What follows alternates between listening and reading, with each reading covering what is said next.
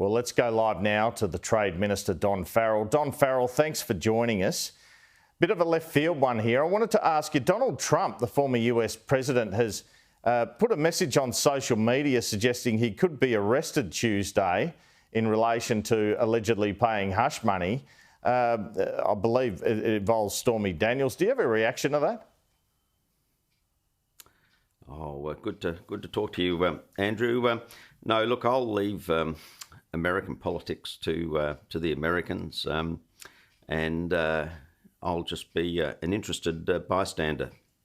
Can I just ask, is there any fear in the Australian government of the prospect of Donald Trump being re-elected? None whatsoever, Andrew. As you know, there's been a really strong relationship between Prime Minister Albanese and President Biden, and we'd be very hopeful that relationship would continue, and we would look forward to another 4 years of the Biden administration, if that's what the American people want.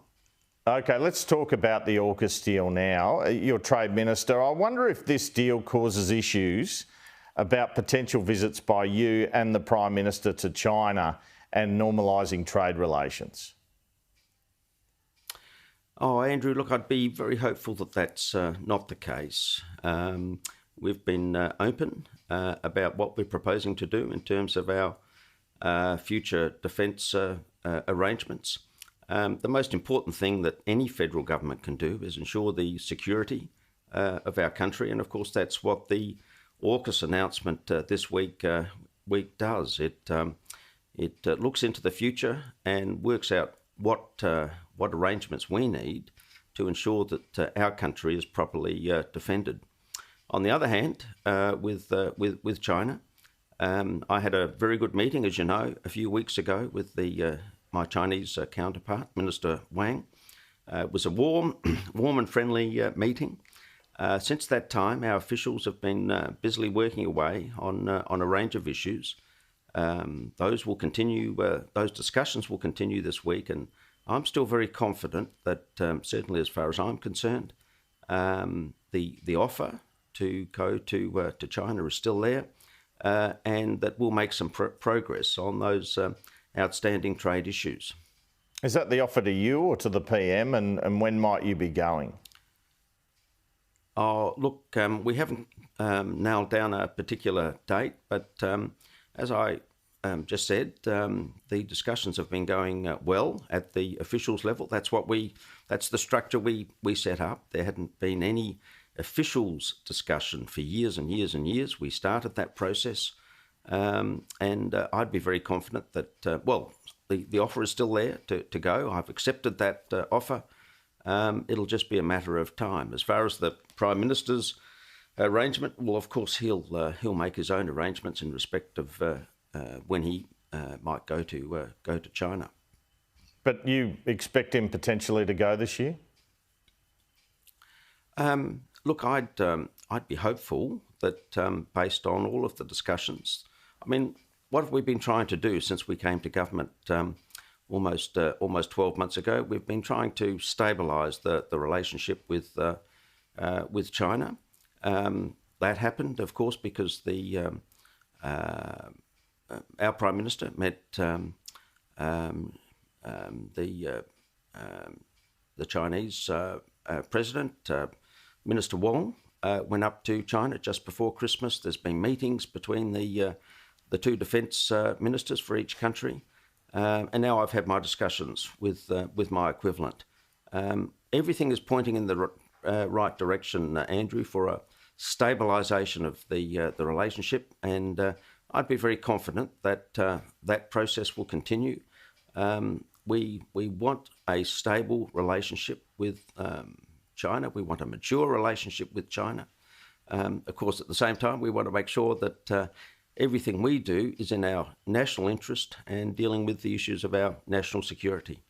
All right. Well, Paul Keating said during the week that the trade sanctions by China were no big deal. What did you make of that?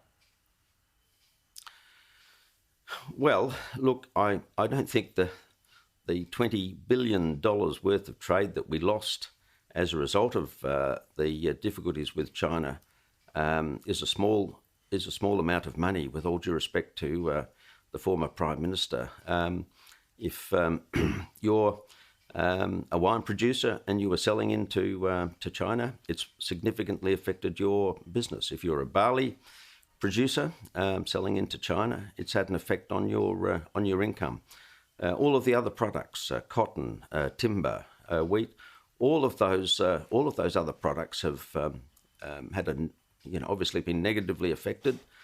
My job is to try and get the relationship back to a stable relationship, so that we can have a mature relationship with China, and that the current disputes that we've got with China can be resolved in a amicable way through discussion, and that we can get back to that stable relationship that we had prior to these problems. What did you make of Mr Keating's comments generally? Look, I have to say this. I did not agree with his criticism generally of the AUKUS arrangements. I think they are sensible arrangements, given that we're in 2023 and the particular defence arrangements that we need to introduce to defend our country. I thought his criticism of Foreign Minister Wang was completely unfair. In my view, Minister Wang is turning out to be one of the finest foreign ministers that I've ever seen in this country in my lifetime. And of course, Defence Minister Miles doing a terrific job, and our Prime Minister has been working very, very hard to restore relationships which were damaged with a range of countries over the period of the last few years. Do you think we'll see TikTok banned from government devices, as has been speculated over the weekend? Look, that's not in my portfolio, Andrew, so I'm happy to leave that to All right. to one of my colleagues to deal with and respond to you.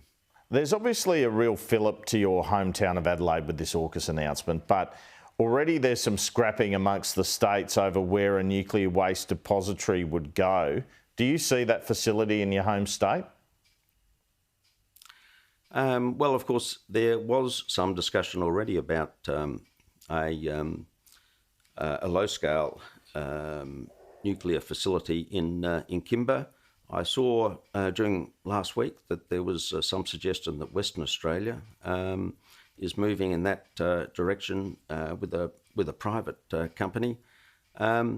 These are issues that are for the future. I've got no doubt that we will resolve the issue. They're not easy issues, but I've got no doubt that they will be resolved, and that they'll be resolved in an amicable sort of way between the states. Now, turning to the Senate, you've been negotiating with Jane Hume on this voice referendum machinery bill. Yep. Could the government be forced to hold the referendum with this bill not getting up, the way things stand at the moment? Look, I sincerely hope that's not the case, Andrew. As you say, I have been negotiating with Jane, and for that matter, the Greens and the crossbench.